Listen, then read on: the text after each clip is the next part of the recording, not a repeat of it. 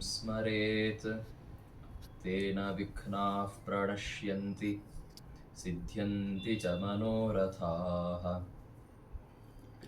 वन्दे वन्द्यं विधिशिवमहेन्द्रादिवृन्दारकेन्द्रैः व्यक्तं व्याप्तं स्वगुणगणतो देशतः कालतश्च भूतावद्यं सुखचितिमयैर्मङ्गलैर्युक्तमङ्गैः सानाथ्यं नो विदधदधिकं ब्रह्मनारायणाख्यम्।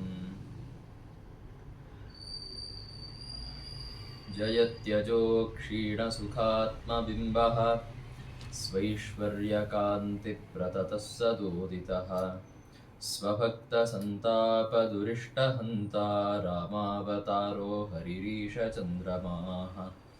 महाव्याकरणाम्भोधिमन्थमानसमन्दरं कवयन्तं रामकीर्त्या हनूमन्तमुपास्महे। स्वान्तस्थानन्तशय्याय पूर्णज्ञानरसार्णसे उत्तुङ्गवाक्तरङ्गाय मध्वदुग्धाब्धये नमः। अस्मद्गुरुसमारम्भां टीकाकृत्पादमध्यगां श्रीमदाचार्यपर्यन्तां वन्दे गुरुपरम्पराम्। श्रीगुरुभ्यो नमः। हरिः ओम्।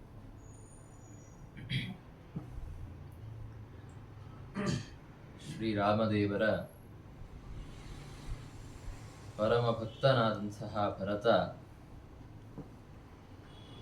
ರಾಮನನ್ನು ಕರೆದುಕೊಂಡು ಅಯೋಧ್ಯ ಪಟ್ಟಣಕ್ಕೆ ಮರಳಿ ಹೋಗಬೇಕು ಅಂತ ಚಿತ್ರಕೂಟ ಪರ್ವತಕ್ಕೆ ಬಂದಿದ್ದ.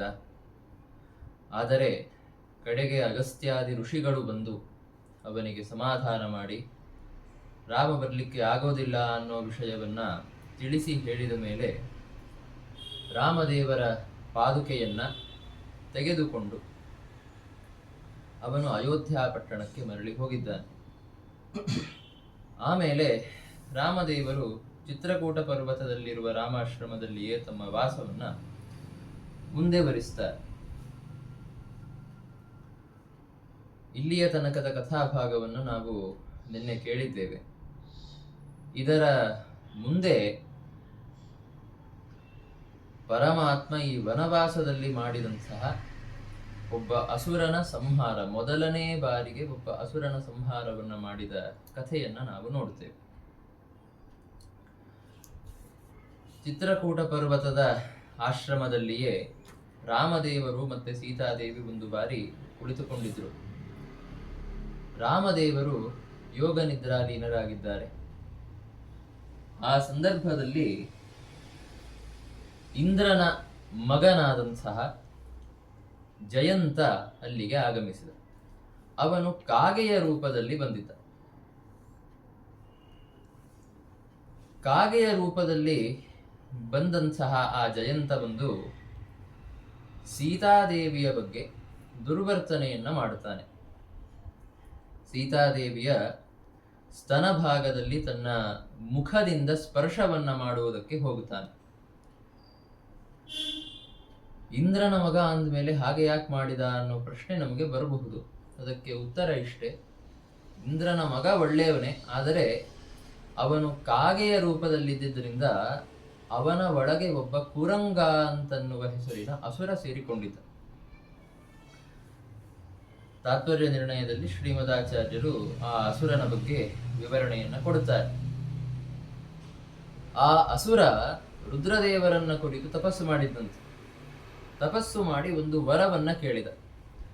ನಾನು ಕಾಗೆಗಳ ಒಂದು ಕಣ್ಣಿನಲ್ಲಿ ವಾಸ ಮಾಡುವುದಕ್ಕೆ ಅವಕಾಶ ಮಾಡಿಕೊಡಿ ಅಂತ. ರುದ್ರದೇವರು ಆಗಲಿ ಅಂತ ವರವನ್ನ ಕೊಟ್ಟರು. ಈ ಜಯಂತ ಅಂತನ್ನೋನು ಈಗ ಸದ್ಯಕ್ಕೆ ಕಾಗೆಯ ರೂಪದಲ್ಲಿದ್ದರಿಂದ ಕುರಂಗ ನಾಮಕನಾದ ಆ ದೈತ್ಯ ಜಯಂತನ ಕಣ್ಣಿನಲ್ಲಿಯೂ ಸೇರಿಕೊಂಡಿದ್ದ. ಕಣ್ಣಿನಲ್ಲಿ ಸೇರಿಕೊಂಡು ಆ ಜಯಂತನಲ್ಲಿ ಅಸುರಾವೇಶ ಆದ ಕಾರಣದಿಂದ ಈ ರೀತಿಯ ದುಷ್ಟ ಕೃತ್ಯವನ್ನ ಅವನು ಮಾಡಿದ. ರಾಮದೇವರು ಆವಾಗ ಕ್ರೋಧದಿಂದ ಒಂದು ತೃಣವನ್ನ ಎತ್ತಿಕೊಡುತ್ತಾರೆ. ಆ ತೃಣವನ್ನ ಎತ್ತಿ ಒಂದು ಹುಲ್ಲು ಕಡ್ಡಿಯನ್ನು ತೆಗೆದುಕೊಂಡು ಅವನ ಮೇಲೆ ಪ್ರಯೋಗ ಮಾಡಿದರು. ಆ ಹುಲ್ಲು ಕಡ್ಡಿ ಸಾಮಾನ್ಯ ಹುಲ್ಲು ಕಡ್ಡಿ ಅಷ್ಟೇ ಅದು. ಆದರೆ ರಾಮದೇವರಿಂದ ಪ್ರಯುಕ್ತವಾದದ್ದರಿಂದ ಅದು ಬೆಂಕಿಯಂತೆ ಜಾಜ್ವಲ್ಯಮಾನವಾಗಿ ಆ ಕಾಗೆಯನ್ನು ಹಿಂಬಾಲಿಸಿಕೊಂಡು ಹೋಗೋದಕ್ಕೆ ಪ್ರಾರಂಭ ಆಯಿತು. ಆ ಕಾಗೆಗೆ ಅರ್ಥ ಆಯಿತು, ಏನಂತ, ಈ ಹುಲ್ಲು ಕಡ್ಡಿ ನನಗೆ ಸ್ಪರ್ಶ ಆದರೆ ಸಾಕು, ನಾನು ಭಸ್ಮ ಆಗುತ್ತೇನೆ ಅಂತ. ಅದು 3 ಲೋಕಗಳಲ್ಲಿ ಓಡೋದಕ್ಕೆ ಪ್ರಾರಂಭ ಮಾಡಿತಂತೆ. ಅಂದರೆ ತಪ್ಪಿಸಿಕೊಳ್ಬೇಕು ಅಂತ ಪ್ರಯತ್ನವನ್ನ ಮಾಡ್ತಾ ಇದೆ. 3 ಲೋಕಗಳಲ್ಲಿ ಎಲ್ಲ ದೇವತೆಗಳ ಹತ್ತಿರ ಆ ಕಾಗೆ ಹೋಯಿತು, ನನ್ನನ್ನ ಈ ಹುಲ್ಲಿನಿಂದ ಕಾಪಾಡಿ ಅಂತ.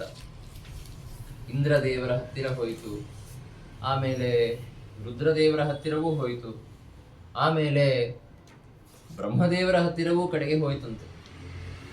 ಆದರೆ ಎಲ್ಲರಿಗೂ ರಾಮದೇವರ ಬಗ್ಗೆ ಭಕ್ತಿ ಇದ್ದಿದ್ದರಿಂದ ಅವರು ಯಾರೂ ಆ ಕಾಗೆಗೆ ರಕ್ಷಣೆಯನ್ನ ಕೊಡಲಿಲ್ಲ. ಜೊತೆಗೆ ರಾಮಾಯ ನಮ ಇತ್ಯುಕ್ತ್ವ ಬ್ರಹ್ಮರುದ್ರಾಧಿಸುರೈಹಿ, ರಾಮದೇವರಿಗೆ ನಮಸ್ಕಾರ ಅಂತ ಹೇಳಿ ಆ ಕಾಗೆಯನ್ನು ಮುಂದೆ ಕಳಿಸ್ತಾ ಇದ್ರಂತೆ. ಮೊದಲನೇ ಕಾರಣ, ರಾಮದೇವರ ಮೇಲೆ ಭಕ್ತಿ ಇದೆ. ಆದ್ದರಿಂದ ಪರಮಾತ್ಮನ ಅವಗ್ರಹಕ್ಕೆ ಪಾತ್ರರಾದಂತಹ ಒಬ್ಬ ವ್ಯಕ್ತಿಗೆ ಅವರು ಶರಣವನ್ನ ಕೊಡಲ್ಲ. ಎರಡನೇದಾಗಿ ಶ್ರೀಮದ್ ಆಚಾರ್ಯರು ತಾತ್ಪರ್ಯ ನಿರ್ಣಯದ ಸುಂದರಕಾಂಡದಲ್ಲಿ ಹೇಳುತ್ತಾರೆ, ನ ರಾಮಬಾಣ ಧಾರಣೆ ಕ್ಷಮಾ ಸುರೇಶ್ವರ ಅಪಿ. ದೇವತೆಗಳು, ದೇವತೋತ್ತಮರು ಯಾರೂ ರಾಮದೇವರ ಬಾಣವನ್ನ ಸಹಿಸಿಕೊಳ್ಳೋದಕ್ಕೆ ಸಮರ್ಥರಲ್ಲ ಅಂತ. ಎಲ್ಲ ಇಂದ್ರಾದಿ ದೇವತೆಗಳಿಗೆ ಗೊತ್ತಿದೆ, ಏನಂತ, ರಾಮದೇವರ ಬಾಣ ಒಂದು ರೀತಿಯಲ್ಲಿ ರಾಮದೇವರ ಬಾಣವೇ ಆ ಕಾಗೆಯ ಹಿಂದೆ ಬಿದ್ದಿದೆ. ಅವನಿಗೆ ಶರಣವನ್ನು ನಾವು ಕೊಟ್ರೆ, ರಾಮದೇವರ ಅವಗ್ರಹಕ್ಕೆ ಪಾತ್ರನಾದ ಆ ವ್ಯಕ್ತಿಗೆ ನಾವು ಶರಣವನ್ನ ಕೊಟ್ರೆ, ಆ ವ್ಯಕ್ತಿ ಭಸ್ಮ ಆಗೋದಂತೂ ನಿಜ, ಅವನ ಜೊತೆಗೆ ಅವನಿಗೆ ಶರಣ ಕೊಟ್ಟ ಅಪರಾಧಕ್ಕೆ ನಾವು ಭಸ್ಮ ಆಗುತ್ತೇವೆ ಅಂತ ಗೊತ್ತಿದೆ. ಆದ್ದರಿಂದಲೇ ಅವರು ಶರಣವನ್ನ ಕೊಡ್ಲಿಲ್ಲ. ಅವರೆಲ್ಲರೂ ನೀನು ಮುಂದೆ ಹೋಗು ಅಂತ ಕಳಿಸ್ಬಿಟ್ರು ಆ ಕಾಗೆಯನ್ನ. ಜಯಂತ ಹೀಗೆ 3 ಲೋಕಗಳನ್ನ ಸುತ್ತಿ ಯಾರೂ ಶರಣವನ್ನ ಕೊಡ್ಲಿಲ್ಲ ಅಂತಾದ ಮೇಲೆ ಇನ್ನು ಬೇರೆ ಮಾರ್ಗ ಇಲ್ಲ ಅಂತ ರಾಮದೇವರ ಹತ್ತಿರಾನೇ ಬರ್ತಾನೆ. ಸ್ವಾಮಿ, ನನ್ನಿಂದ ತಪ್ಪಾಯಿತು, ನನ್ನನ್ನು ಕ್ಷಮಿಸು ಅಂತ ಬಂದ. ರಾಮದೇವರು ದಯಾಪರರಾಗಿ ಅವರನ್ನ ಕ್ಷಮಿಸಿದರು. ಯಾಕೆ ಎಂದರೆ ಅದು ಜಯಂತನ ತಪ್ಪಲ್ಲ, ಅವನಲ್ಲಿದ್ದಂತಹ ಅಸುರ ಮಾಡಿದ ದುಷ್ಕೃತ್ಯ ಇದೆ. ಆದ್ದರಿಂದ ರಾಮದೇವರು ಆ ಜಯಂತನನ್ನ ಕ್ಷಮಿಸಿ ಅವನನ್ನ ಸಂಹಾರ ಮಾಡಲಿಲ್ಲ. ಆದರೆ ಅದೇ ಹುಲ್ಲುಕಡ್ಡಿಯಿಂದ ಆ ಕಾಗೆಯ ಒಂದು ಕಣ್ಣನ್ನ ಬೀಳಿಸ್ತಾರೆ. ಯಾಕೆ ಎಂದರೆ ಆ ಕಣ್ಣಿನಲ್ಲಿಯೇ ಕುರಂಗ ಅನ್ನುವ ಅಸುರ ಇದ್ದಿದ್ದು. ಕಾಗೆಯ ಕಣ್ಣು ಹೋದರೆ ಅಸುರನು ಹೊರಟು ಹೋಗ್ತಾನೆ ಅಂತ ಆ ಕಣ್ಣನ್ನಷ್ಟೇ ನಾಶ ಮಾಡಿದ್ರು ರಾಮದೇವರು. ಬರೀ ಜಯಂತ ಒಬ್ಬನ ಕಣ್ಣಲ್ಲ, ಎಲ್ಲ ಕಾಗೆಗಳು, ಆ ಪ್ರಸಕ್ತ ಸಮಯದಲ್ಲಿದ್ದಂತಹ ಎಲ್ಲ ಕಾಗೆಗಳ ಒಂದು ಕಣ್ಣನ್ನ ರಾಮದೇವರು ನಾಶ ಮಾಡಿದ್ರಂತೆ. ಯಾಕೆ ಅಂದ್ರೆ ರುದ್ರದೇವರ ವರದಿಂದಾಗಿ ಕುರಂಗ ಎಲ್ಲ ಕಾಗೆಗಳ ಕಣ್ಣುಗಳಲ್ಲಿ ಆವಿಷ್ಟನಾಗಿದ್ದ. ನಮಗೆ ಅನಿಸಬಹುದು, ಪಾಪ ಕಾಗೆಗಳದೇನು ತಪ್ಪಿತ್ತು, ಕುರಂಗ ಸೇರ್ಕೊಂಡಿದ್ದ, ಕುರಂಗನನ್ನ ನಾಶ ಮಾಡಿದ್ರೆ ಆಗ್ತಿತ್ತು. ಕಾಗೆಗಳದೇನು ತಪ್ಪಿತ್ತು ಅಂದ್ರೆ ಕಾಗೆಗಳದೂ ತಪ್ಪಿತ್ತು.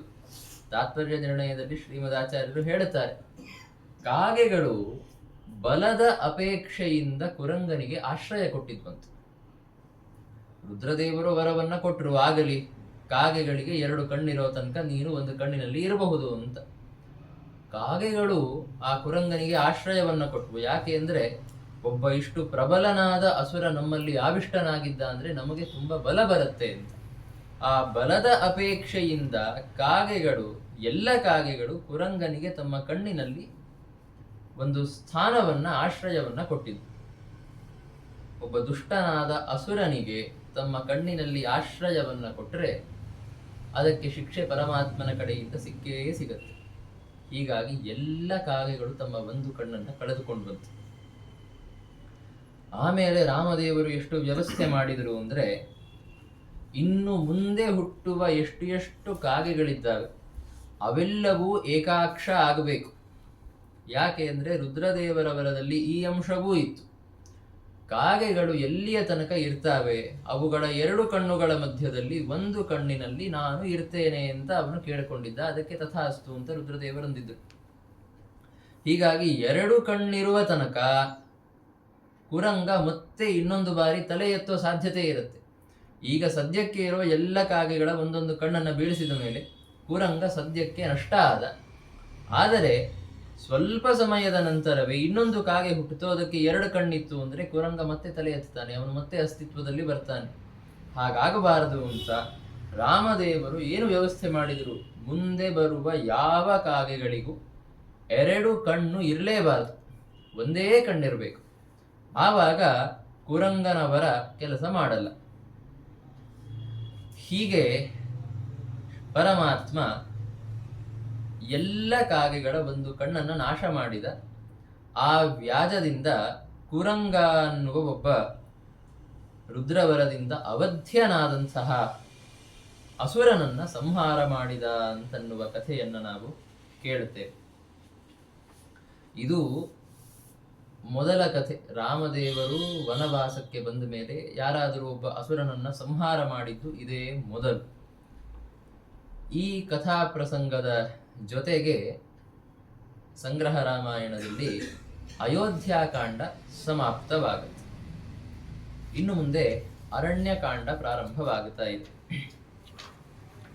ಅರಣ್ಯಕಾಂಡದಲ್ಲಿ ಮುಖ್ಯವಾಗಿ ರಾಮದೇವರು ದಂಡಕಾರಣ್ಯದಲ್ಲಿದ್ದಾಗ ಅವರು ಮಾಡಿದಂತಹ ಕಾರ್ಯ ವಿಶೇಷಗಳ ಕಥೆ ಬಂದಿದೆ.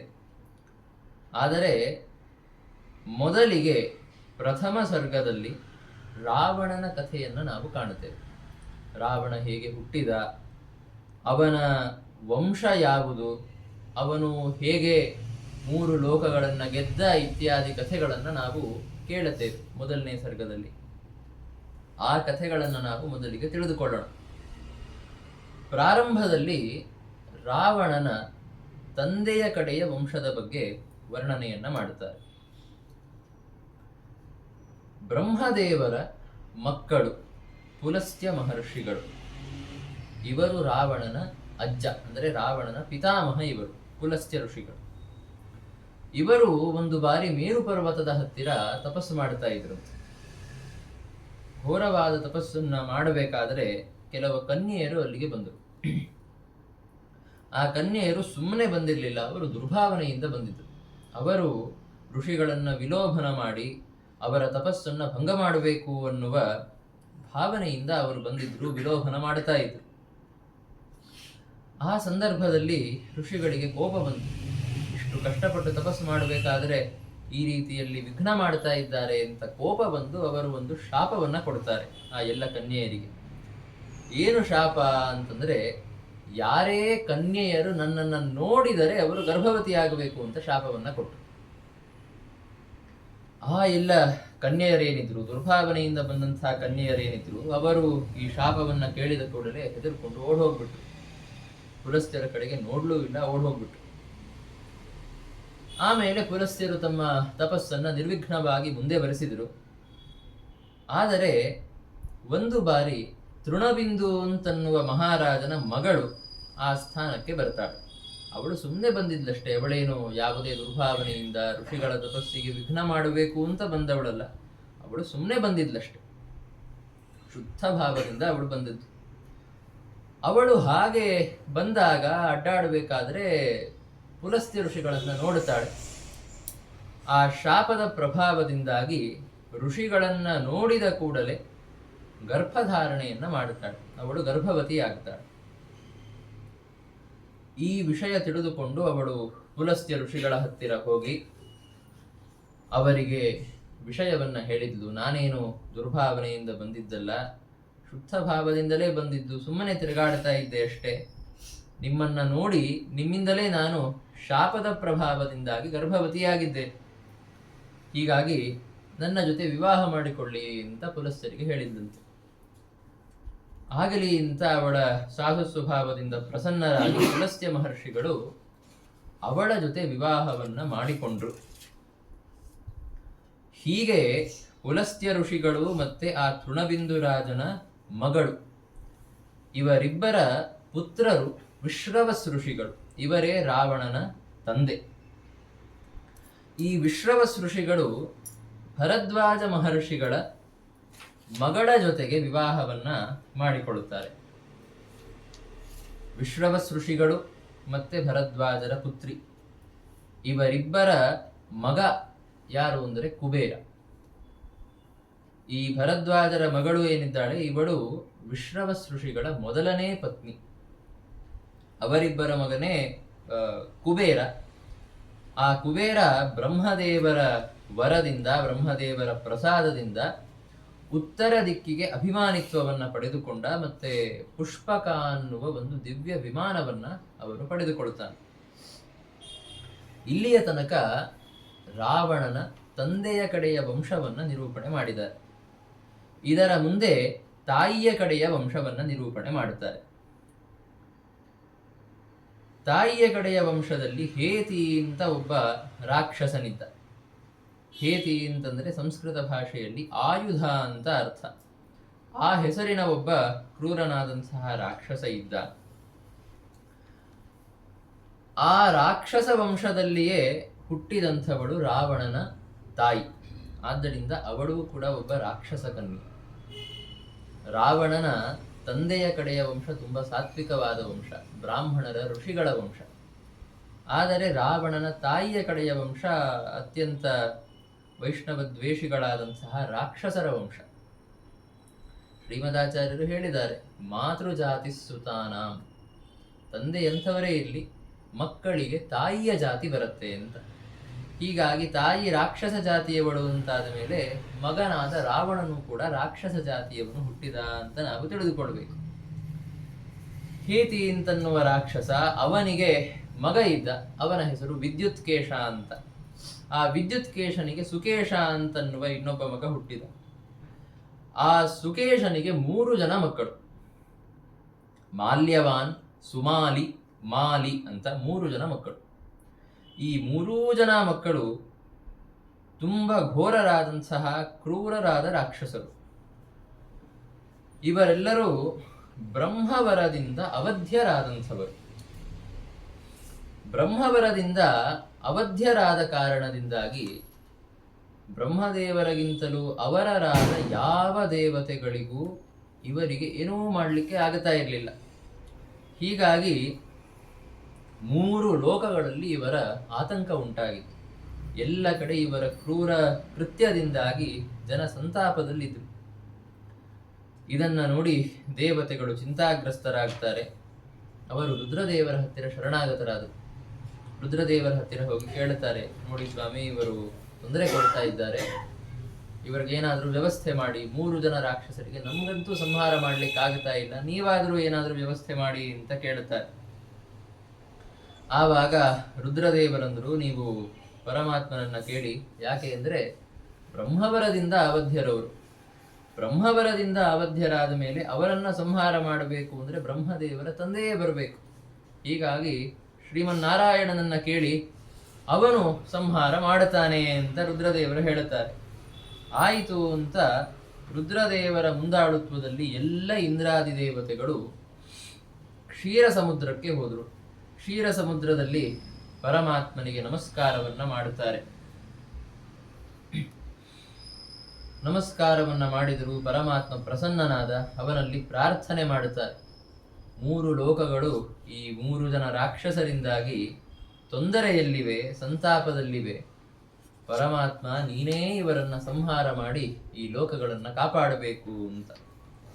ದೇವರು ಆಗಲಿ ಅಂತ ಒಪ್ಪಿಕೊಂಡು ಯುದ್ಧಕ್ಕೆ ಸಿದ್ಧನಾಗುತ್ತಾನೆ.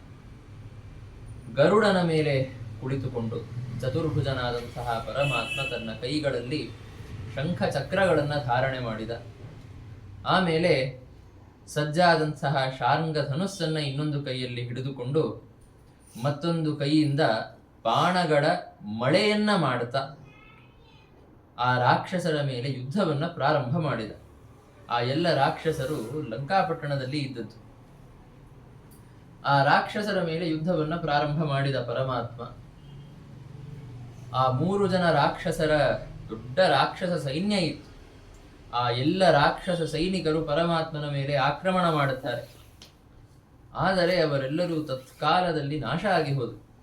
ಅದಕ್ಕೆ ವರ್ಣನೆಯನ್ನು ನಾವು ಕಾಣುತ್ತೇವೆ. ಯಾವ ರೀತಿ ಸಾವಿರಾರು ದೀಪದ ಹುಳುಗಳು ಬಂದು ಒಂದು ಧಗಧಗ ಅಂತ ಉರಿಯುತ್ತಾ ಇರುವ ಬೆಂಕಿಯನ್ನು ಮುತ್ತಿದರೆ ಆ ಬೆಂಕಿ ಶಾಂತ ಆಗೋದಿಲ್ಲ. ಎಷ್ಟು ಹುಳಗಳಿದ್ರು ಆ ಹುಳಗಳೇ ಸುಟ್ಟು ಹೋಗುತ್ತವೆ. ಹಾಗೆ ಆ ರಾಕ್ಷಸರೆಲ್ಲ ತುಂಬ ಪ್ರಬಲರಾದಂತಹ ರಾಕ್ಷಸರು, ಮೂರೂ ಲೋಕಗಳನ್ನು ಗೆದ್ದು ಬಂದಂತಹ ರಾಕ್ಷಸರು. ಆದರೆ ಪರಮಾತ್ಮ ಅನ್ನುವಂತಹ ಜಾಜ್ವಲ್ಯಮಾನವಾದ ಬೆಂಕಿಯ ಮುಂದೆ ಅವರೆಲ್ಲರೂ ದೀಪದ ಹುಳುಗಳಿದ್ದ ಹಾಗೆ ಅಷ್ಟೆ. ಅವರೆಲ್ಲರೂ ತತ್ಕಾಲದಲ್ಲಿ ಪರಮಾತ್ಮನ ಪ್ರಭಾವದಿಂದ ಸುಟ್ಟು ಹೋದರು. ತನ್ನ ಸೈನ್ಯ ಸಾಯ್ತಾ ಇದೆ ಅಂತನ್ನುವುದನ್ನು ನೋಡಿದ ಮಾಲಿ ಅನ್ನುವ ರಾಕ್ಷಸ ತಾನೇ ಸ್ವತಃ ದೇವರ ಮೇಲೆ ಆಕ್ರಮಣವನ್ನು ಮಾಡುತ್ತಾನೆ. ಆದರೆ ಶ್ರೀಮನ್ನಾರಾಯಣ ಕ್ಷಣ ಮಾತ್ರದಲ್ಲಿ ಅವನ ತಲೆಯನ್ನ ಕತ್ತರಿಸಿ ಭೂಮಿಯ ಮೇಲೆ ಬೀಳಿಸಿದ. ಅಪಾತಯತ್ ತಾಲ ಸಮಸ್ಯ ತಸ್ಯ ಚಿತ್ವಾ ಶಿರಃ ಪಕ್ವಫಲಂ ಯಥೇಶಃ. ತಾಲವೃಕ್ಷದಷ್ಟು ವಿಶಾಲ ಕಾಯನಾದಂತಹ ಆ ರಾಕ್ಷಸನ ತಲೆಯನ್ನ ಕತ್ತರಿಸಿ ಪರಮಾತ್ಮ ಬೀಳಿಸಿದ. ಹಣ್ಣಾದಂತಹ ಒಂದು ಫಲ, ಪಕ್ವವಾದ ಫಲ ಯಾವ ರೀತಿ ವೃಕ್ಷದಿಂದ ಕೆಳಗೆ ಬೀಳುತ್ತೆ ಹಾಗೆ ಅವನ ತಲೆ ಕೆಳಗೆ ಬಿತ್ತಂತೆ. ಅವನು ಮೃತನಾದ. ಮಾಲಿ ಅನ್ನುವ ರಾಕ್ಷಸ ಮೃತನಾದ. 3 ಜನ ಸುಮಾಲಿ, ಮಾಲ್ಯವಾನ್, ಮಾಲಿ ಎನ್ನುವ ಅಣ್ಣ ತಮ್ಮಂದರ ಮಧ್ಯದಲ್ಲಿ ಮಾಲಿ ಎನ್ನುವನು ಮೃತನಾದ. ಇದನ್ನ ಉಳಿದ 2 ಅಣ್ಣ ತಮ್ಮಂದಿರು ನೋಡಿದರು. ಅವರಿಗೆ ಅರ್ಥ ಆಯಿತು. ಏನಂತ? ನಮಗೆ ಇರುವ ಒಂದೇ ಒಂದು ರಕ್ಷಾ ಕವಚ ಅಂದರೆ ಬ್ರಹ್ಮದೇವರ ವರ. ಬ್ರಹ್ಮದೇವರ ವರದಿಂದಾಗಿ ನಾವು ಅಬದ್ಧರಾಗಿದ್ದೇವೆ, ಯಾರಿಗೂ ಸಂಹಾರ ಮಾಡಲಿಕ್ಕಾಗೋದಿಲ್ಲ ಅಂತ ಇಷ್ಟೆಲ್ಲ ನಾವು ಆಕ್ರಮಣಗಳನ್ನು ಮಾಡ್ತಾ ಇದ್ವಿ, ಕ್ರೂರ ಕೃತ್ಯಗಳನ್ನು ಮಾಡ್ತಾ ಇದ್ವಿ. ಆದರೆ ಶ್ರೀಮನ್ನಾರಾಯಣ ನಮ್ಮನ್ನ ಬ್ರಹ್ಮವರದಿಂದ ಅಬದ್ಧರಾಗಿದ್ರೂ ಸಂಹಾರ ಮಾಡೋದಕ್ಕೆ ಸಮರ್ಥನಾಗಿದ್ದಾನೆ. ಮಾಲಿ ನಮ್ಮ ಸಹೋದರ, ಅವನು ಬ್ರಹ್ಮವರದಿಂದ ಅಬದ್ಧನೆ. ಪರಮಾತ್ಮನ ಕೈಯಿಂದ ಅವನು ಸಂಹಾರ ಆದನಲ್ಲ. ಹೀಗಾಗಿ ನಾವು ಆಕ್ರಮಣ ಮಾಡಿದರೆ ನಾವು ಸಾಯ್ತೇವೆ. ಸುಮ್ಮನೆ ಹೀಗೆ ಆಕ್ರಮಣ ಮಾಡಿ ಸಾಯೋದ್ರಲ್ಲಿ ಅರ್ಥ ಇಲ್ಲ, ಓಡಿ ಹೋಗೋದು ಒಳ್ಳೆಯದು ಅಂತ ಲಂಕಾಪಟ್ಟಣವನ್ನು ಬಿಟ್ಟು ಮಾಲ್ಯವಾನ್, ಸುಮಾಲಿ ಎಂಬ 2 ರಾಕ್ಷಸ ಸಹೋದರರು ಓಡಿ ಹೋದರು. ಅವರ ಹಿಂದೆ ಹಿಂದೆ ಅವರ ಸಮಗ್ರ ರಾಕ್ಷಸ ಸೈನ್ಯವೂ ಕೂಡ ಓಡಿ ಹೋಯಿತು. ಅವರೆಲ್ಲರೂ ಓಡಿ ಹೋಗಿ ರಸಾತಲದಲ್ಲಿ ಬಚ್ಚಿಟ್ಟುಕೊಳ್ತಾರೆ. ಪರಮಾತ್ಮ ಕೂಡ ನೋಡಿದ, ಎಲ್ಲ ಶತ್ರುಗಳು ಓಡಿ ಹೋಗಿದ್ದಾರೆ, ಇನ್ನೇನವರನ್ನ ಬೆನ್ನತ್ತಿ ಹೋಗಿ ಹೊಡೆಯೋದು ಬೇಡ ಅಂತ ಅವನು ಮರಳಿ ಕ್ಷೀರಸಾಗರದ ಕಡೆಗೆ ಹೊರಟು ಹೋದ. ಯುದ್ಧ ಮುಗಿಯಿತು ಇಲ್ಲಿಗೆ. ಹೀಗೆ ಲಂಕಾಪಟ್ಟಣ ಈ ಎಲ್ಲ ರಾಕ್ಷಸರ ಆಕ್ರಮಣದಿಂದ ಮುಕ್ತವಾಯಿತು. ಖಾಲಿಯಾದಂತಹ ಲಂಕಾಪಟ್ಟಣದಲ್ಲಿ ಬಂದು ಕುಬೇರ ವಾಸ ಮಾಡುವುದಕ್ಕೆ ಪ್ರಾರಂಭ ಮಾಡಿದ. ಆದರೆ ರಸಾತಲದಲ್ಲಿ ವಾಸ ಮಾಡುತ್ತಾ ಇದ್ದಂತಹ ಆ ರಾಕ್ಷಸರು ಸೇಡು ತೀರಿಸ್ಕೋಬೇಕು ಅಂತನ್ನುವ ವಿಚಾರವನ್ನು ಮಾತ್ರ ಬಿಟ್ಟಿರಲಿಲ್ಲ. ಅದಕ್ಕಾಗಿ ಅವರ ಆಲೋಚನೆ ನಡೆದಿತ್ತು. ಅವರೇನು ವಿಚಾರ ಮಾಡಿದ್ರು ಅಂದ್ರೆ, ನಮಗಂತೂ ದೇವತೆಗಳಿಗೆ ಏನು ಮಾಡ್ಲಿಕ್ಕಾಗಲಿಲ್ಲ, ನಮ್ಮ ವಂಶದಲ್ಲಿ ಒಬ್ಬ ವ್ಯಕ್ತಿ ಹುಟ್ಟಬೇಕು, ಅವನು ಎಲ್ಲ ದೇವತೆಗಳಿಗೆ ತೊಂದರೆ ಕೊಡುವಂತೆ, ದೇವತೆಗಳನ್ನು ಹಿಂಸೆ ಕೊಡುವಂತೆ ಆಗಬೇಕು ಅಂತ ವಿಚಾರ ಮಾಡಿ ಅವರು ತಮ್ಮ ಪುತ್ರಿಯಾದಂತಹ ಕೈಕಸಿ ಅಂತನ್ನುವ ರಾಕ್ಷಸ ಕನ್ಯೆಯನ್ನ ಪುಲಸ್ತ್ಯರ ಪುತ್ರರಾದ ವಿಶ್ರವಸ್ ಋಷಿಗಳ ಹತ್ತಿರ ಕರೆದುಕೊಂಡು ಬರ್ತಾರೆ. ಸುಮಾಲಿ ಎನ್ನುವ ರಾಕ್ಷಸನ ಮಗಳು ಅವಳು ಕೈಕಸಿ ಅಂತ. ಅವಳನ್ನ ಕರೆದುಕೊಂಡು ಬಂದು ವಿಶ್ರವಸ್ ಋಷಿಗಳ ಜೊತೆಗೆ ವಿವಾಹ ಮಾಡಿಸಿದರು. ವಿಶ್ರವಸ್ ಋಷಿಗಳು ಆ ರಾಕ್ಷಸ ಕನ್ಯೆಯ ಲಾವಣ್ಯದಿಂದ ಪ್ರಸನ್ನರಾಗಿ ಅವಳ ಜೊತೆ ವಿವಾಹವನ್ನು ಮಾಡಿಕೊಳ್ಳುತ್ತಾರೆ. ಅವರಿಬ್ಬರಲ್ಲಿ 4 ಜನ ಮಕ್ಕಳು ಹುಟ್ಟಿದರು. 3 ಜನ ಪುತ್ರರು, ಒಬ್ಬ ಮಗಳು. ದಶಾನನ, ಕುಂಭಕರ್ಣ ಮತ್ತೆ ವಿಭೀಷಣ ಅಂತ 3 ಜನ ಮಕ್ಕಳು ಹುಟ್ಟುತ್ತಾರೆ. ಆಮೇಲೆ ಶೂರ್ಪಣಖ ಅನ್ನುವ ಮಗಳು ಹುಟ್ಟಿದರು. ಅವರೆಲ್ಲ ಬೆಳೀತಾ ಇದ್ದಾರೆ, ಎಲ್ಲ ಸರಿಯಾಗೇ ಇತ್ತು. ಆದರೆ ಕೈಕಸಿ ತನ್ನ ಸಪತ್ನಿ ಅಂದರೆ ಸವತಿಯಾದಂತಹ ಭರದ್ವಾಜರ ಪುತ್ರಿ ಏನಿದ್ಲು ಅವಳ ಮಗನನ್ನ ನೋಡ್ತಾ ಇದ್ಲು, ಅಂದರೆ ಕುಬೇರನನ್ನ ನೋಡ್ತಾ ಇದ್ಲು.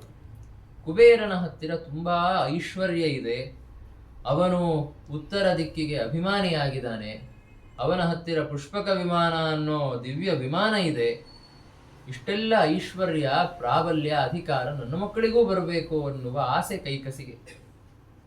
ಆದ್ದರಿಂದ ಅವಳು ತನ್ನ ಮಕ್ಕಳಿಗೆ ಹೇಳಿದ್ಲು, ನೋಡ್ರಿ, ನೀವು ಹೋಗಿ ತಪಸ್ ಮಾಡ್ರಿ, ನೀವು ಈ ರೀತಿಯ ಐಶ್ವರ್ಯವನ್ನು ಪಡೆದುಕೊಳ್ಳಿ ಅಂತ ಹೇಳಿದ್ಲು. ಆಗಲಿ ಅಂತ ರಾವಣ, ಕುಂಭಕರ್ಣ, ವಿಭೀಷಣ ಮೂರೂ ಜನ ತಪಸ್ಸನ್ನ ಮಾಡೋದಕ್ಕೆ ಅಂತ ಪ್ರಾರಂಭ ಮಾಡುತ್ತಾರೆ. ಮೂರೂ ಜನ ಒಟ್ಟಾರೆ ದೇವಮಾನದಿಂದ 10,000 ವರ್ಷಗಳ ಕಾಲ ತಪಸ್ಸನ್ನು ಮಾಡಿದರು. ಅದರಲ್ಲಿ ಮೊದಲನೆಯದಾಗಿ ಅತ್ಯಂತ ಕಠೋರವಾದ ತಪಸ್ಸನ್ನು ಮಾಡಿದಂಥವನು ರಾವಣ. ಆಹಾರಹೀನನಾಗಿ 10,000 ವರ್ಷಗಳ ಕಾಲ ತಪಸ್ಸನ್ನು ಮಾಡಿದ. ಮತ್ತು ಪ್ರತಿ 1,000 ವರ್ಷ ಮುಗಿದ ಮೇಲೆ ತನ್ನ ಒಂದು ತಲೆಯನ್ನ ಕತ್ತರಿಸಿ ಆಹುತಿಯ ರೂಪದಲ್ಲಿ ಅಗ್ನಿಯಲ್ಲಿ ಹಾಕ್ತಾ ಇದ್ದ. 1,000 ವರ್ಷ ಆಯಿತು, ಒಂದು ತಲೆಯನ್ನು ಕತ್ತರಿಸಾಕೋದು. 2,000 ವರ್ಷದ ನಂತರ 2ನೇ ತಲೆ, 3,000 ವರ್ಷದ ನಂತರ 3ನೇ ತಲೆ, ಹೀಗೆ ಹೋಗ್ತಾ ಹೋಗ್ತಾ 10,000 ವರ್ಷ ಕಳೆದ ಮೇಲೆ ತನ್ನ 10ನೇ ತಲೆಯನ್ನ ಕತ್ತರಿಸಿ ಅವನು ಆಹುತಿಯ ರೂಪದಲ್ಲಿ ಹಾಕಬೇಕು ಅಂತ ಹೊರಟಿದ್ದ. ಅಷ್ಟರಲ್ಲಿ ಬ್ರಹ್ಮದೇವರು ಬಂದು ಅವನನ್ನ ತಡೆಯುತ್ತಾರೆ. ನಿಲ್ಲು ಅಂತ ಹೇಳಿದ್ರು. ಇಷ್ಟೆಲ್ಲ ಮಾಡುವ ಅವಶ್ಯಕತೆ ಇಲ್ಲ, 1 ನಿಮಿಷ ತಡಿ, ನಿನಗೇನು ವರ ಬೇಕು ಕೇಳ್ಕೋ, ನಾನು ಕೊಡ್ತೇನೆ ಅಂತ ಹೇಳಿ. ಆವಾಗ ರಾವಣ ಕೇಳುತ್ತಾನೆ, ಸುರಾಸುರೈಹಿ ಅಪಿ ಅಹಿಯಕ್ಷ ರಕ್ಷ ಪತತ್ರಿಹಿ ಕೈಷ್ಟಿದವಧ್ಯ ಭಾವಂ. ದೇವತೆಗಳು, ಅಸುರರು, ಯಕ್ಷರು, ಅಹಿಗಳು ಅಂದರೆ ನಾಗರು, ರಾಕ್ಷಸರು, ಪಕ್ಷಿಗಳು, ಯಾರಿಂದಲೂ ನಾನು ಅವಧ್ಯನಾಗಬೇಕು, ಈ ವರವನ್ನ ನನಗೆ ಕೊಡಿ ಅಂತ ರಾವಣ ಕೇಳಿದ. ತಥಾಸ್ತು ಅಂತ ಬ್ರಹ್ಮದೇವರು ಆ ವರವನ್ನ ರಾವಣನಿಗೆ ಕೊಡುತ್ತಾರೆ. ಜೊತೆಗೆ ದದೌ ಪ್ರರೋಹಂಚ ಹುತಾನನಾನಾಂ, ಏನು ಆನನಗಳನ್ನ, ಮುಖಗಳನ್ನ ರಾವಣ ಈಗಾಗಲೇ ಆಹುತಿಯ ರೂಪದಲ್ಲಿ ಸಮರ್ಪಣ ಮಾಡಿದ್ದ, ಕಳೆದುಕೊಂಡಿದ್ದ ಆ 9 ತಲೆಗಳು ಮತ್ತೆ ಬೆಳೆದುಕೊಳ್ಳಿ ಅಂತ ಬ್ರಹ್ಮದೇವರು ಆಶೀರ್ವಾದವನ್ನ ಮಾಡಿದರು. ಹೀಗೆ ಮತ್ತೆ ರಾವಣ ಮತ್ತೆ ದಶಾನನನಾದ, 10 ತಲೆಗಳು ಮತ್ತೆ ಬಂದು ಅವನಿಗೆ.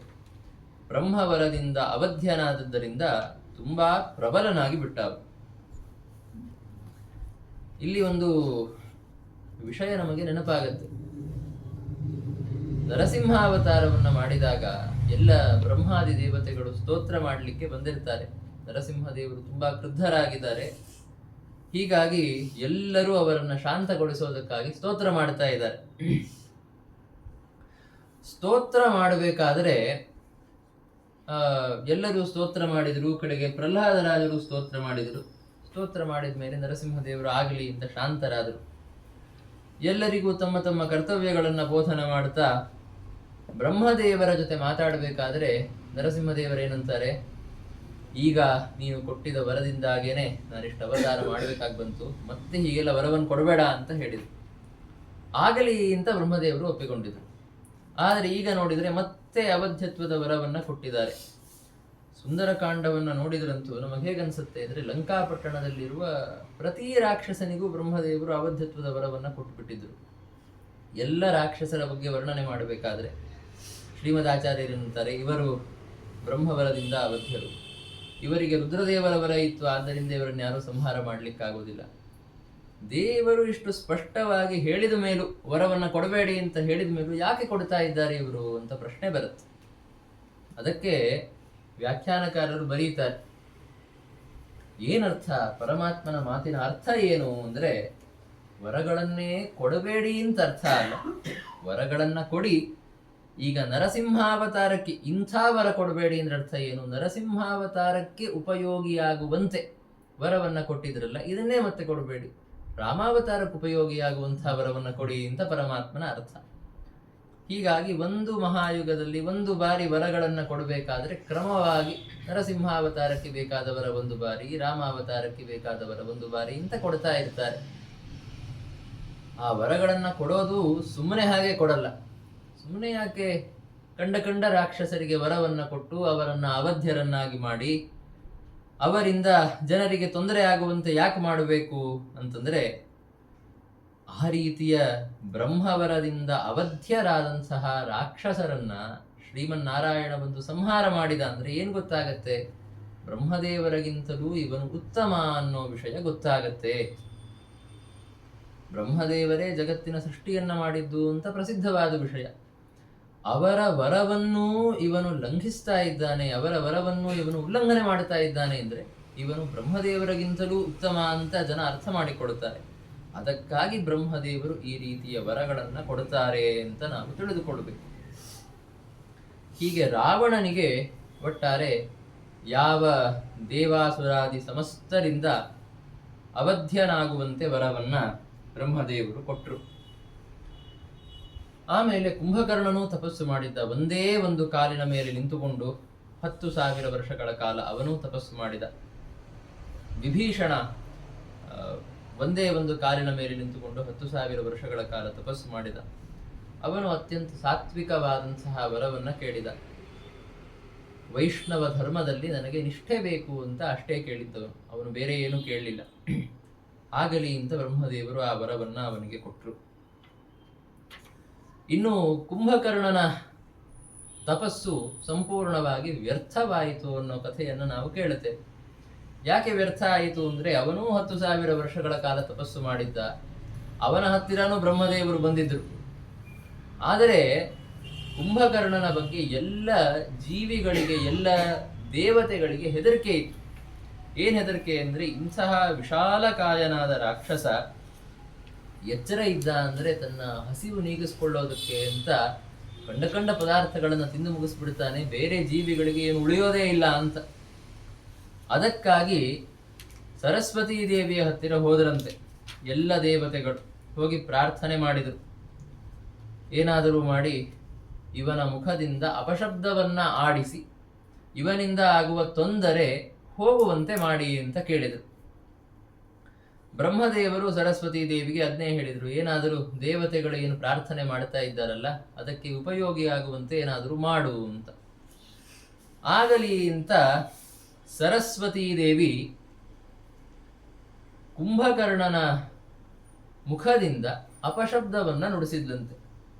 ಅವನು ಏನು ಕೇಳಬೇಕು ಅಂತ ಇಟ್ಕೊಂಡಿದ್ನೋ ಗೊತ್ತಿಲ್ಲ, ಆದರೆ ಅಪಶಬ್ದವನ್ನ ಆಡ್ತಾ ನನಗೆ ಅನೇಕ ವರ್ಷಗಳ ಕಾಲ ನಿದ್ದೆ ಮಾಡುವಂತೆ ಅನುಗ್ರಹ ಮಾಡ್ರಿ ಅಂತ ಕೇಳಿಬಿಟ್ಟ.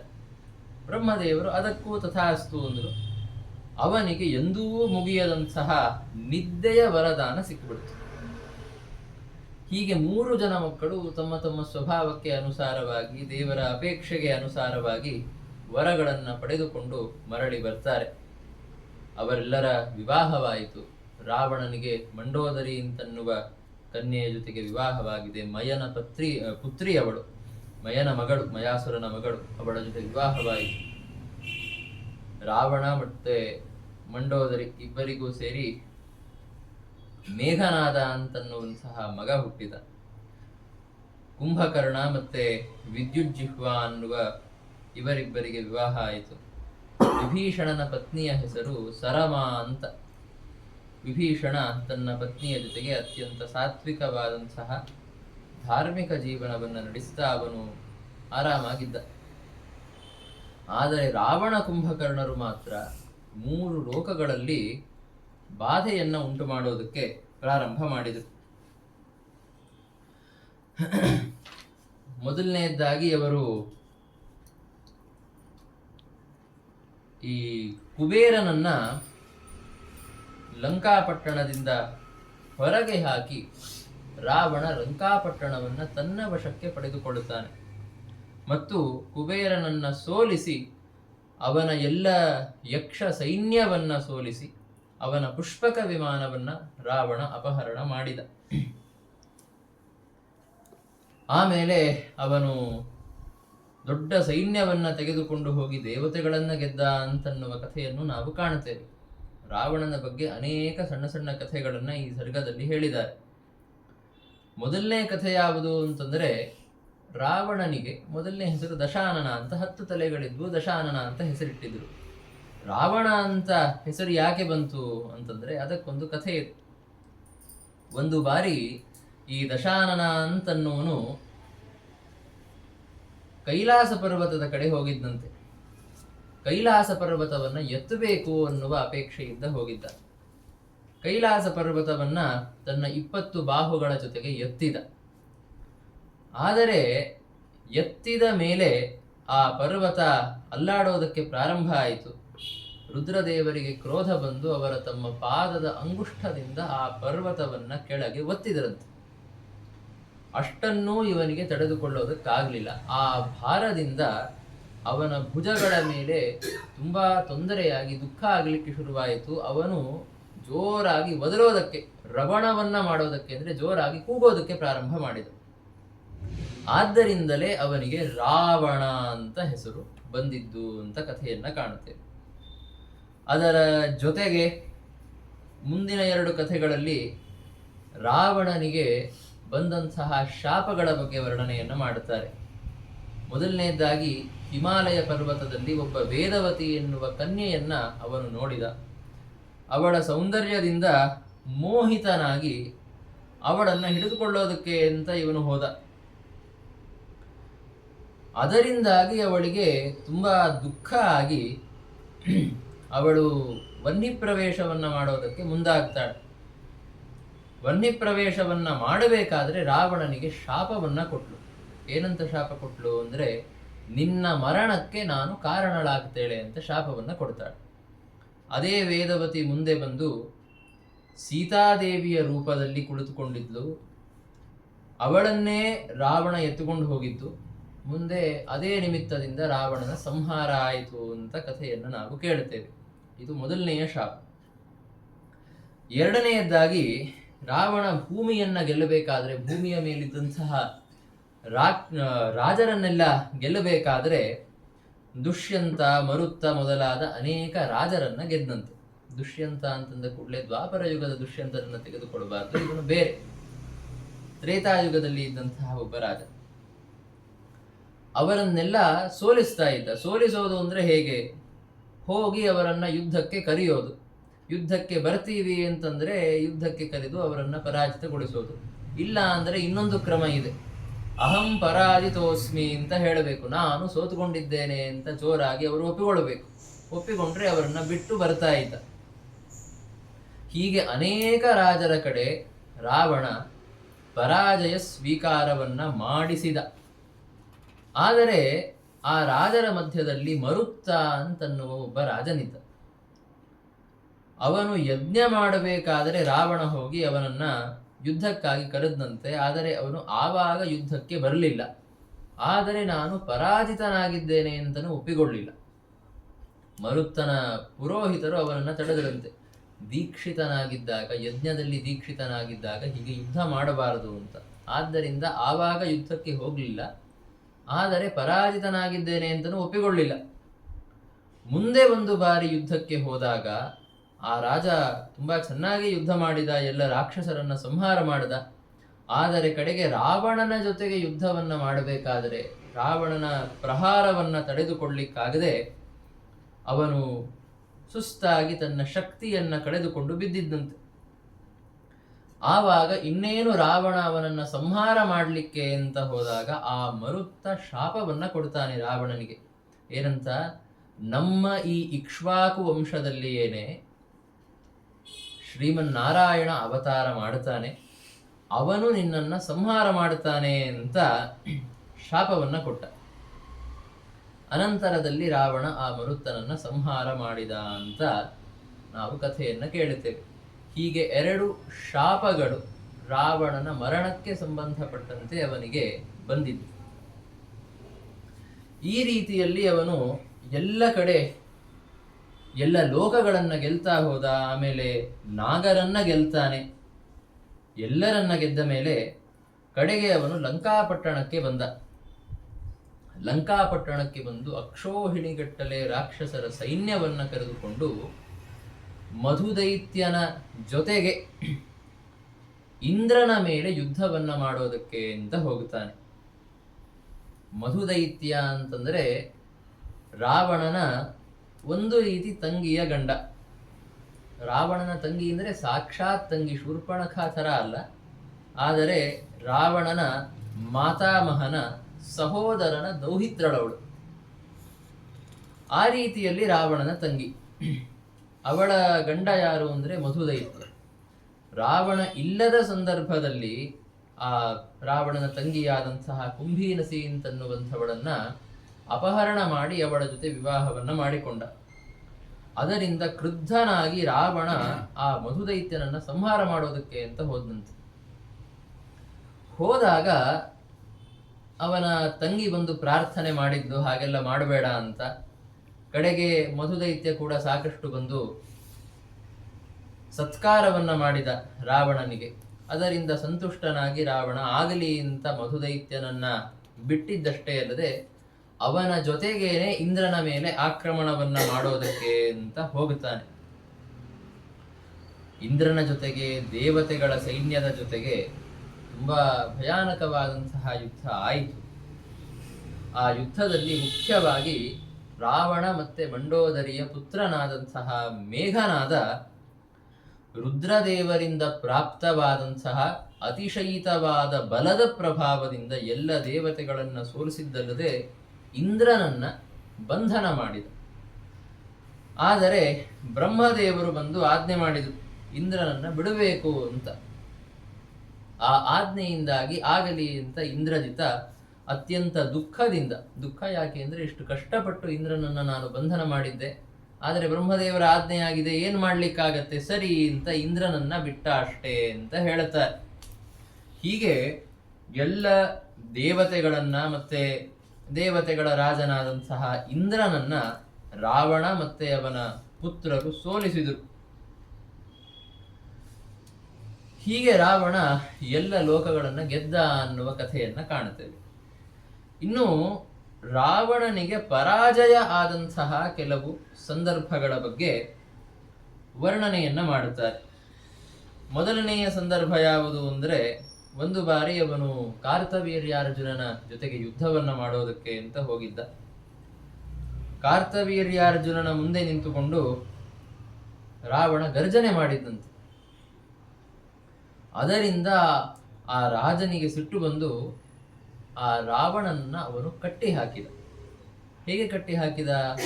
ರಾವಣನ್ನ ಕಾರ್ತವೀರ್ಯಾರ್ಜುನ ಹೇಗೆ ಪರಾಭವಗೊಳಿಸಿದ ಅಂತಂದ್ರೆ, ಶ್ರೀಮನ್ನಾರಾಯಣನ ವರ ಅವನಿಗೆ ಪ್ರಾಪ್ತವಾಗಿತ್ತು. ಅದರ ಪ್ರಭಾವದಿಂದ ರಾವಣನನ್ನ ಕಟ್ಟಿ ಹಾಕಿದ. ಆದರೆ ಪುಲಸ್ತ್ಯ ಮಹರ್ಷಿಗಳು ತಮ್ಮ ಮೊಮ್ಮಗನನ್ನ ಬಿಟ್ಟು ಬಿಡು ಅಂತ ಕಾರ್ತವೀರ್ಯಾರ್ಜುನನಿಗೆ ಹೇಳಿದ್ದಕ್ಕೆ ಆಗಲಿ ಅಂತ ರಾವಣನನ್ನ ಬಿಡುತ್ತಾನೆ. ಇದು ಒಂದು ಉದಾಹರಣೆ, ರಾವಣ ಪರಾಭವ ಆದದ್ದು. ಇನ್ನೊಂದು ಉದಾಹರಣೆ ಅಂತಂದ್ರೆ, ವಾಲಿ ಅವನನ್ನ ಕಟ್ಟಿ ಹಾಕಿದಂತಹ ಉದಾಹರಣೆ. ತನ್ನ ಕಕ್ಷದಲ್ಲಿ ರಾವಣನನ್ನ ಗಟ್ಟಿಯಾಗಿ ಹಿಡಿದುಕೊಂಡು 4 ಸಮುದ್ರಗಳಲ್ಲಿ ಸಾಂಧ್ಯ ಕೃತ್ಯವನ್ನ ಮಾಡುತ್ತಾ ವಾಲಿ ತಿರುಗಾಡಿದ್ದಂತೆ. ಅಷ್ಟು ಸಮಯದ ಕಾಲ ರಾವಣನನ್ನ ತನ್ನ ಕಕ್ಷದಲ್ಲಿ ಇಟ್ಟುಕೊಂಡಿದ್ದ.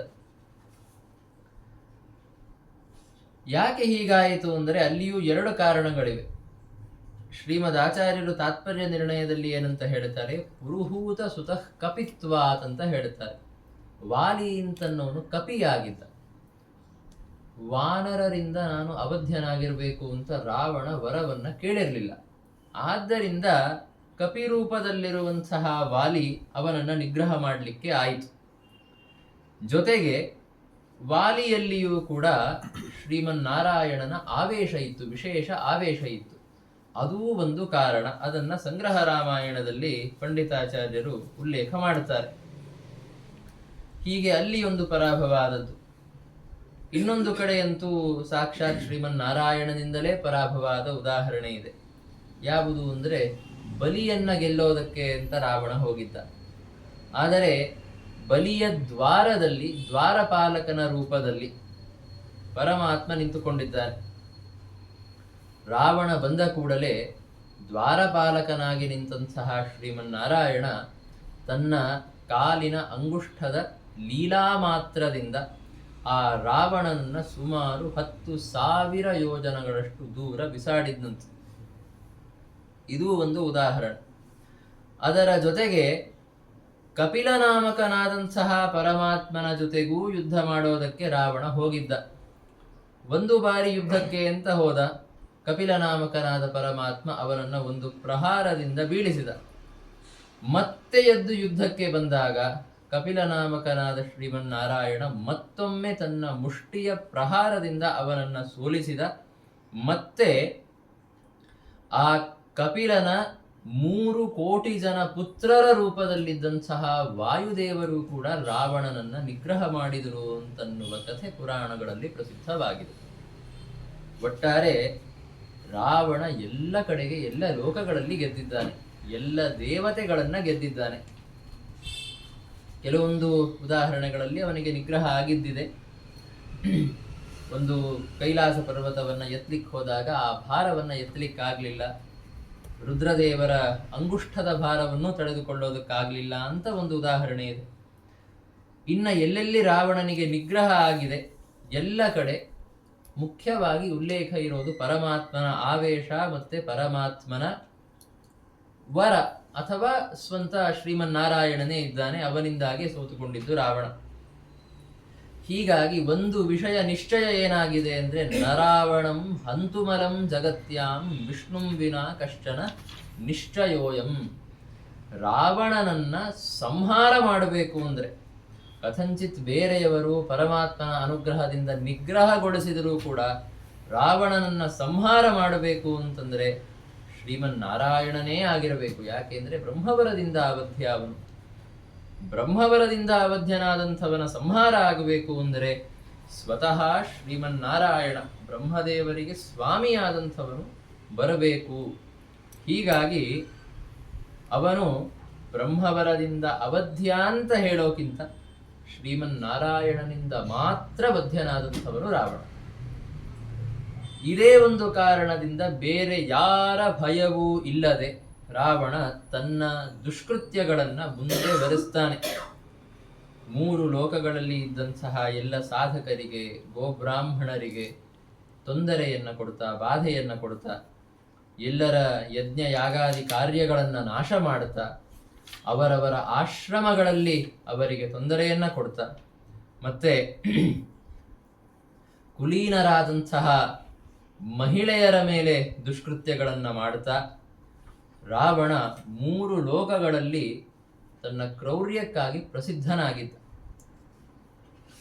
ಇದೇ ಸಂದರ್ಭದಲ್ಲಿ ಶ್ರೀರಾಮದೇವರು ರಾವಣನ ಈ ಎಲ್ಲ ಕೃತ್ಯಗಳಿಂದಾಗಿ ದೇವತೆಗಳ ಪ್ರಾರ್ಥನೆಯ ಮೇರೆಗೆ ಅವನನ್ನ ಸಂಹಾರ ಮಾಡುವುದರ ಪ್ರಕ್ರಿಯೆಯನ್ನ ಪ್ರಾರಂಭ ಮಾಡುತ್ತಾರೆ. ಅದಕ್ಕೆ ಒಂದು ವರ್ಣನೆಯನ್ನ ಪಂಡಿತಾಚಾರ್ಯರು ಮಾಡುತ್ತಾರೆ. ಯಾವಾಗಲೂ ಒಂದು ಪ್ರಧಾನವಾದಂತಹ ನಾಟ್ಯವನ್ನ ಮಾಡೋದಕ್ಕಿಂತ ಮೊದಲು ಪೂರ್ವರಂಗ ಅಂತ ಒಂದು ಮಾಡುತ್ತಾರೆ. ಪೂರ್ವರಂಗ ಅಂದ್ರೆ ಪ್ರಧಾನ ನಾಟ್ಯದಕ್ಕಿಂತ ಮೊದಲು ಪ್ರಾರಂಭಿಕವಾಗಿ ಮಂಗಲಕ್ಕಾಗಿ ಅಂತ ಮಾಡುವಂತಹ ಒಂದು ಕಿರುನಾಟ್ಯ, ಅದನ್ನ ಪೂರ್ವರಂಗ ಅಂತ ಕರೀತಾರೆ. ಆ ಪೂರ್ವರಂಗದಂತೆ ಈ ರಾಮಾಯಣದಲ್ಲಿ ಯಾವುದು ಅಂದ್ರೆ ಖರದೂಷಣರ ಸಂಹಾರ. ಅದನ್ನ ಮಾಡೋದಕ್ಕಾಗಿ ಅಂತ ಶ್ರೀರಾಮದೇವರು ಈ ಚಿತ್ರಕೂಟದಿಂದ ದಂಡಕಾರಣ್ಯದ ಕಡೆಗೆ ನಡೆದಿದ್ದಾರೆ. ದಂಡಕಾರಣ್ಯದಲ್ಲಿ ಖರದೂಷಣರ ಸಂಹಾರ ಏನಾಗತ್ತೆ ಅದು ಪೂರ್ವರಂಗ ಇದ್ದಂತೆ. ಅದರಿಂದಾಗಿ ಮುಂದೆ ಹೋಗಿ ರಾವಣನ ಸಂಹಾರ ಏನಾಗತ್ತೆ ಅದು ಪ್ರಧಾನವಾದ ನಾಟ್ಯ ಇದ್ದಂತೆ. ಅದಕ್ಕಾಗಿಯೇ ಪೂರ್ವರಂಗವನ್ನ ಮಾಡೋದಕ್ಕೆ ಅಂತ, ಖರದೂಷಣರ ಸಂಹಾರವನ್ನ ಮಾಡೋದಕ್ಕೆ ಅಂತ ದಂಡಕಾರಣ್ಯದ ಕಡೆಗೆ ರಾಮದೇವರು ಹೋಗುತ್ತಾರೆ. ದಂಡಕಾರಣ್ಯದಲ್ಲಿ ಹೋದ ಮೇಲೆ ಎಲ್ಲ ಅಸುರರ ಸಂಹಾರದ ಕಥೆ ಪ್ರಾರಂಭ ಆಗೋದು, ವಿರಾಧಾದಿ ಅಸುರ ಸಂಹಾರವು ಅಲ್ಲಿಯೇ ಆಗೋದು. ಹೀಗೆ ದಂಡಕಾರಣ್ಯದ ಕಡೆ ರಾಮದೇವರು ಪ್ರಯಾಣವನ್ನು ಬೆಳೆಸ್ತಾರೆ. ದಂಡಕಾರಣ್ಯದ ಕಡೆಗೆ ಹೋಗಬೇಕಾದರೆ ಮೊದಲಿಗೆ ರಾಮದೇವರು ಹೋಗಿದ್ದು ಅತ್ರಿ ಮಹರ್ಷಿಗಳ ಆಶ್ರಮಕ್ಕೆ. ಅತ್ರಿ ಮಹರ್ಷಿಗಳ ಆಶ್ರಮಕ್ಕೆ ರಾಮದೇವರು ಬರ್ತಾರೆ. ಅತ್ರಿಗಳು ಮತ್ತೆ ಅವರ ಪತ್ನಿಯಾದಂತಹ ಅನಸೂಯಾದೇವಿ ಅವರಿಬ್ಬರೂ ಸೇರಿಕೊಂಡು ರಾಮದೇವರಿಗೆ, ಸೀತಾದೇವಿಗೆ ಪೂಜೆಯನ್ನ, ಸತ್ಕಾರವನ್ನ ಮಾಡುತ್ತಾರೆ. ಅನಸೂಯಾದೇವಿ ಸೀತಾದೇವಿಯನ್ನ ಕೇಳಿದ್ದಂತೆ, ನಿನ್ನ ವಿವಾಹದ ವೃತ್ತಾಂತವನ್ನ ಹೇಳು ಅಂತ.